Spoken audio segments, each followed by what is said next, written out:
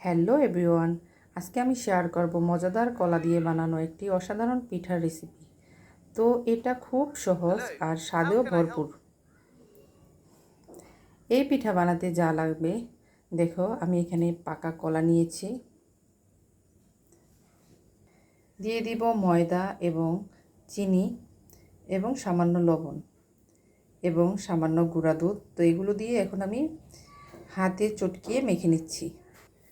তো দেখো, আমার সবগুলো উপকরণ একসাথে চটকিয়ে মাখা হয়ে গেছে। তো এখন আমি পিঠাটা বানাবো। এখানে আমি প্রথমেই চুলায় প্যানটি বসিয়ে দিয়েছি এবং তেল দিয়েছি। তো এখন আমি চুলাটি অন করে দিচ্ছি। তেলটি গরম হয়ে আসলে আমি পিঠাটা দিয়ে দেব। তো মাঝে মধ্যে যদি একটু মুখরোচক খাবার বানানো যায়, তাহলে ছেলে মেয়েদের কাছে ভালো মা হওয়া যায় এবং স্বামীর কাছে ভালো বউ হওয়া যায়।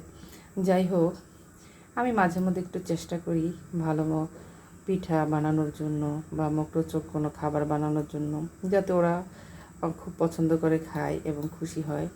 যাই হোক, এদিকে আমার তেলটি গরম হয়ে এসেছে। এখন আমি আস্তে আস্তে পিঠাগুলো দিয়ে দেব। তো আমি ঠিক এইভাবে দিব।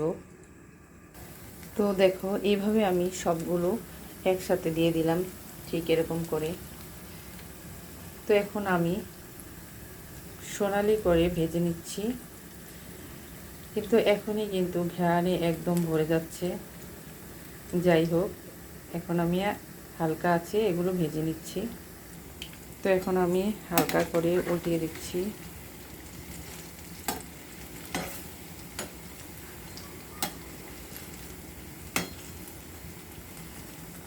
পিঠাটা কিন্তু হালকা আছে ভাজতে হবে, তা না হলে কিন্তু ভিতরে কাঁচা থেকে যাবে। তো এই যে দেখো, সোনালি রঙের হয়ে উঠেছে। এখন আমি উঠিয়ে ফেলবো। ঘ্রাণে একদম ভরে গেছে।